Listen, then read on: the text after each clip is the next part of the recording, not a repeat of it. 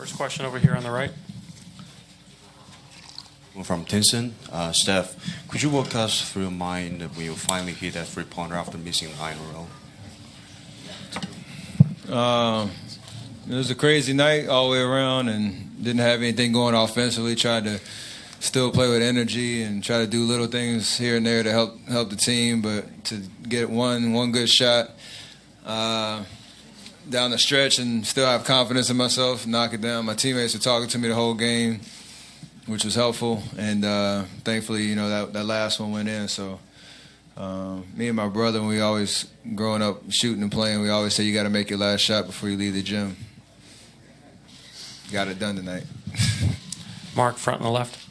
Draymond, Mark Medina, Bay Area News Group. Can you take us through that moment when you were pretty amped up and emotional for Kevin after he hit that big three? Yeah, I actually said the wrong thing. It was almost like I was cussing him out. But I was so happy I was yelling the wrong thing. But that was a huge shot. From Steph 3, then that one, he took that from about 38 feet out. And just to put a dagger, in them like that was a huge shot. So I can't, I don't really know. It was just high emotion. How much did that harken back any reminders from his Game 3 last year? Definitely, from right in the same area, just a little bit deeper. But, this game for him was like deja vu of Game 3 last year, just all the way around. Phil, here in the front. Hey, Draymond. Phil Barber, Santa Rosa, Press Democrat. Were you upset with yourself for getting the technical, or were you more proud that you obviously kind of reeled things in after that? And second question, how much do you want to take care of business and settle this thing on Friday? I wasn't upset with myself about the technical. But, things happen. It's the NBA Finals. Should get heated when you're competing for what both teams are competing for. Nonetheless, it's important to not get a second one and, be a part of trying to do something special. But at the end of the day, none of that really matters. We got a chance to close out the series on Friday, and that's our focus. Scott Osler, San Francisco Chronicle, Steph on the left. Steph, could you tell us what, as you were walking off the court back to the locker room, what Iguodala was saying? He put you in a headlock and was talking to you? He was telling me what he's going to order at our team dinner tonight. And I agree with his choices. Steve, over here. Steve Espen, NBA.com. One for each of you. Steph, how much of a luxury is it for you to have the kind of shooting that you had for most of the game, and yet you look over, there's Kevin Durant, and he's doing everything you guys need to carry your team to a victory. Some stars don't have that, that option. For the last 2 years, I've been playing alongside Kevin Durant, so he's an amazing talent, an amazing player.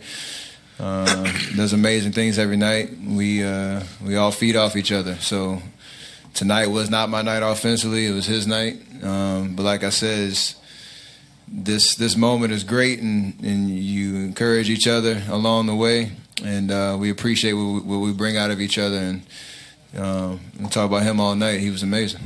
And for Draymond, real quick, you talked a little bit about it, but when you react emotionally and animatedly to a call after you already have a technical, have you sort of read the game officials to know where the line is that you can go up to, or are you kind of putting your fate in their hands a little bit?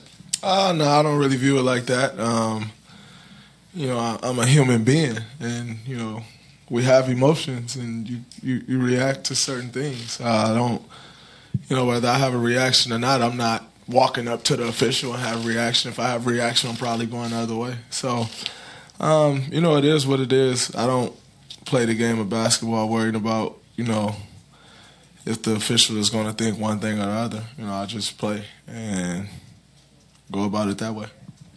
Kenny, back left on the aisle. Kenny Rhoda, WHBC. For both you guys, Ty Lue used the term spurtability. You guys closed the first quarter strong, the second quarter to keep it within 6, and then started that third quarter with another spurt. Is it something you guys focus on to end quarters that strong, and then you seem to be the best third quarter team in the NBA as well? I mean, it's a 48-minute game, and the NBA in general is a game of runs. It's just a matter of you can keep your composure and your confidence and your rhythm when another team, starts the way that they did tonight. So we don't really get rattled very often, so that helps us. But eventually, you start to buckle down, get some stops. That feeds into your offense and your thrust and energy, and then from there, you can close the gap and try to get over the hump and just not get deflated, no matter what happens early in the game. And that's what we did tonight, especially knowing expecting how they were going to come in Game 3 with everything on the line. Draymond, what's it like? LeBron talked about the stress of playing you guys now with KD there and all the weapons. What's it like to be on the other side of that, knowing that you're applying that stress because of the weapons you have, and you can just kind of do your thing and let those guys get the points? Fun. Very fun. It allows all of us to play to our strengths, which is great. Tim? Draymond, Tim Kawakami, yeah. At some point, are you thinking you're up 1 in the fourth quarter and Steph really hasn't made a shot? Does it kind of hitting you that this is happening and somehow it's happening with Steph not making a shot yet? Not necessarily thinking, oh man, Steph hasn't made a shot and we're up 1. More so thinking we haven't played that great and we're up 1. We've taken several punches from them and we're up 1. And so, nonetheless, we know that, he was struggling from the field. And so, however, we're not going away from him. We're going to continue to give him the ball, and he can continue to shoot however many shots he wants. But it's more so just the confidence that you gain from knowing through it all, through everything that has gone wrong up until that point, we still had a lead. And what does it tell you that might happen with Steph in Game 4? I'm not going to jinx it. I'm gonna keep shooting. That's for sure. Definitely going to shoot that thing. Chris here in the front. Chris Haynes, ESPN. For any one of you guys were in this position last year and didn't get it done in Game 4. What do you guys do in preparation leading up to that game to make sure you come in with the right mindset? Same thing we did tonight, just talk about what to expect from their side, what we need to do better.